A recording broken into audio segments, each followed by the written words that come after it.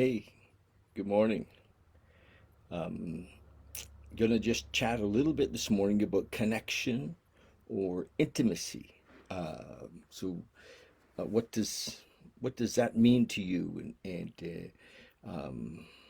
yeah, a little bit about that. It's interesting because at this time, with what's happening with COVID and social and physical distancing, we're starving, I think, for intimacy. I listened to a video this morning by Russell Brand, and Russell was talking about porn and how porn had the use of porn has really skyrocketed during this time of social distancing. So, what are people who normally wouldn't be using porn doing? Spending a lot of time on porn. What's the deal? And he talked about it. He said intimacy. He'd done a bunch of research. He read some other people's input, Michael Singer and Gabor Mate, and he talk and so um, many people go to porn for intimacy. It doesn't seem that intimate to me, but I'm not judging. I just recognize that the facts are that it's really skyrocketed, and I had an interesting conversation with a friend this morning. Also, and my friend was talking about an affair that he had years ago, and when he was married, and I remember being married, and because there wasn't a lot of honesty, there were some lies in my relationship. Years ago, there were some lies in my relationship that really severed the intimacy. You know, how honest do we want to be?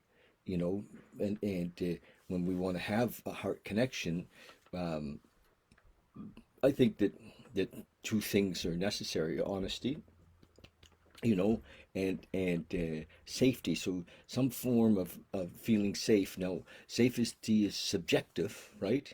Uh, I can't. What would be safe for me might not be safe for you. Having for many years been in men's groups for like over 20 years in men's groups. Um, there's been times when I haven't felt safe, and I'm certain there's been times when men didn't feel safe with me. But we were there sharing from our heart. Dropping the mask was the whole thing. Drop the mask, and it took years for me to uh, not to listen, become a much better listener, and not to judge, and not to offer quick advice, so that safety could be there. But years and years of practicing that, with men and men's team, and not just the 3 hours that we met on a weekly basis, but in the 6 day 21 hours in between, because we were talking to each other. And the same thing in the 12-step program. uh, we listen without judgment, so there's intimacy there as well, because we know that we can share, and it's a safe place uh, to to share, and to speak to each other, so safety, I think, is important for intimacy. Would you agree? Yes. So safety. How do we create a safe environment?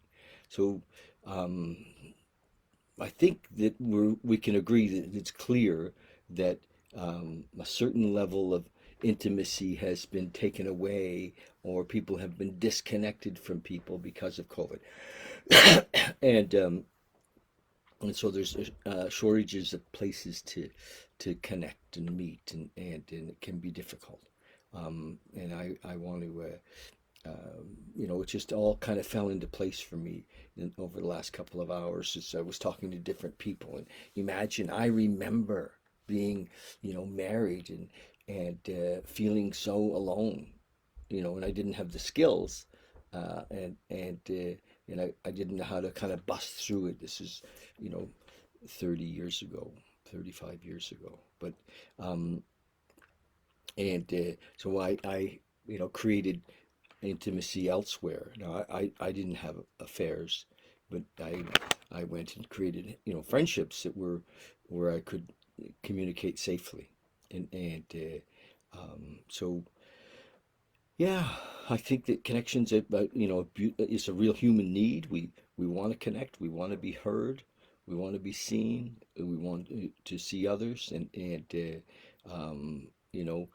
fact that porn use is skyrocketed at this time means that people are getting something from that. And it's not it may not feel intimate to you or me, but obviously that's the need that's being fulfilled. That's what Russell said, and the research that he quoted had said, and so um, you know on Monday nights I've been having a meditation group, and I think I'm going to change it. You guys tell me what you think. I'm going to do, what we're going to do, is create a safe space with some guidelines that where people can come on Monday evenings on Zoom and just share what's happening in their life, who they are, what's happening, um, without people giving feedback unless it's asked for, and just like a small group, not a therapy group, just a love group really, and a safe love group, so nobody will be judged or condemned for anything they bring to that group. And we'll finish it with a small meditation, like a 5-minute meditation. So I'm thinking it might be an hour, and I guess that people can leave if they have to leave early. And but yeah, Monday night we're just going to change it a bit from being billed as a meditation group. What we've actually been doing there as having open shares, and I believe that people come back because they feel heard and they feel like they can connect, and so because connection's the deal, isn't it? It really is. And I mean, what's happened for me over the years is through my spiritual path, I found a connection, inner connection, that is um, beyond words, actually. But uh, it's a and it's not only is it beyond words. I mean, it's impossible to describe that interconnection that's happened, and ultimately that's where I wanted to lead, as many people as possible into that connection. But let's also have this connection of being in group together on Monday nights. So um, love to hear what you think of that, and I'm gonna kind of put that out there this week, and we'll look at next Monday, and I think it'll be, um, you know, we'll see if people would like to come and be part of that. So it's more than just me speaking and us meditating. It'll be a share. People will have like a limited time to talk about their life and what's happening, and it may take a while before people venture in a bit, but that's the deal. Okay, connection, baby. I can see it. It's the thing. It's like, my gosh, we're kind of, many of us, trapped at home. It opened my eyes a bit to, this last 24 hours. I was thinking, wow, I miss people. Although I have a lot of activity, I go to meetings. People in the 12-step world we meet. That's okay. My men's team, we're also deemed as a support, a support group, if you will. So we're legal to meet, and so I have a fair amount of personal connection. But I want to help and create another space for more people, men and women, to come together in a safe place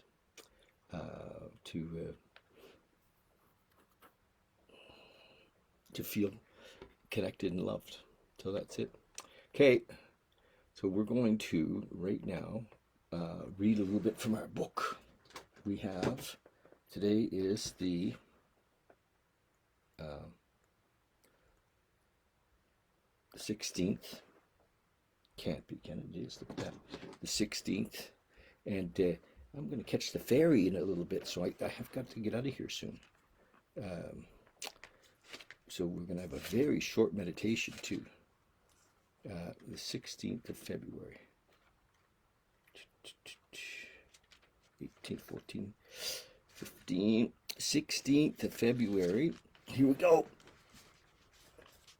So this book is a 24-hour day book, and it's really an old piece of literature written in 54 to support people in the early days of the 12-step program, Alcoholics Anonymous. So, and it's just, it's all spiritually based. I love it.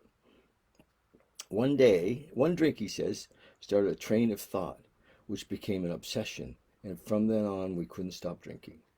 We developed a mental compulsion to keep drinking until we got good and drunk. People generally make two mistakes about alcoholism. One mistake is that it can be cured by physical treatment only. The other mistake is that it can be cured by willpower only. Most alcoholics have tried both of these ways and have found that they didn't work. But we members of AA have found a way to arrest our alcoholism. Have I got over my obsession by following the AA program? Good question. Meditation for the day. I will try to be unruffled. No matter what happens, I will keep my emotions in check. Although others about me are letting theirs go, I will keep calm in the face of disturbances. Keep that deep inner calm through all the experiences of the day. In the rush of work and the worry, in the rush of work and worry, the deep inner silence is necessary to keep me on an even keel. I must learn to take the calm with me into the most harried days. Yes. Prayer for the day. I pray that I may be still and commune with God. I pray that I may learn patience, humility, and peace. Hoo-ah. All right. So we're just going to do a really short meditation. And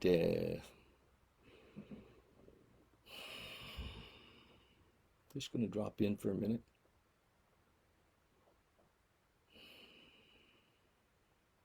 I've shared before my experience with meditation is, or sitting, is that we find that stillness.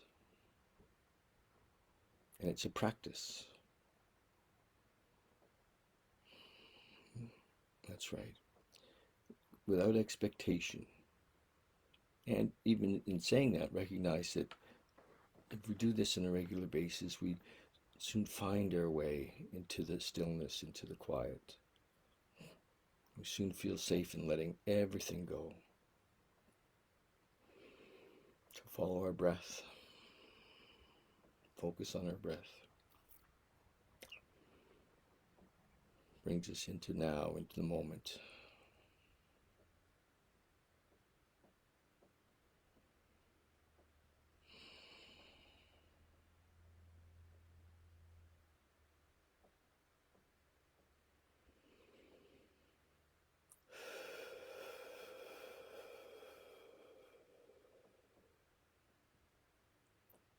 Beautiful.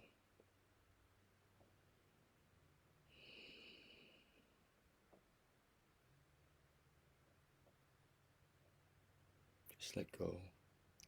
Thoughts come up, random thoughts, spontaneous thoughts. Remember, they're not you. They're just thoughts. We are not our thoughts.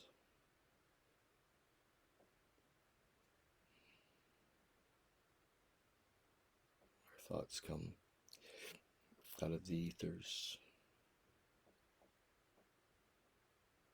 Often they're fear-based.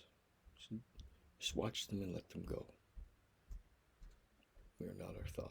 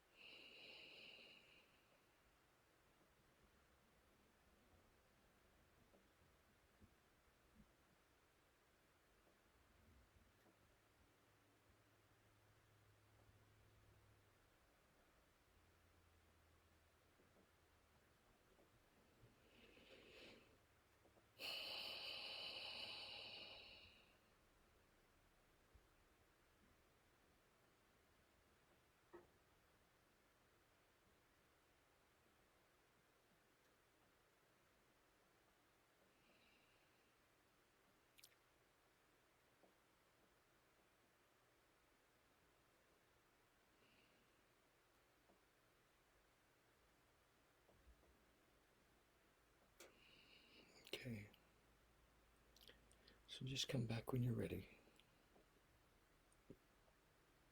Thanks for joining today, and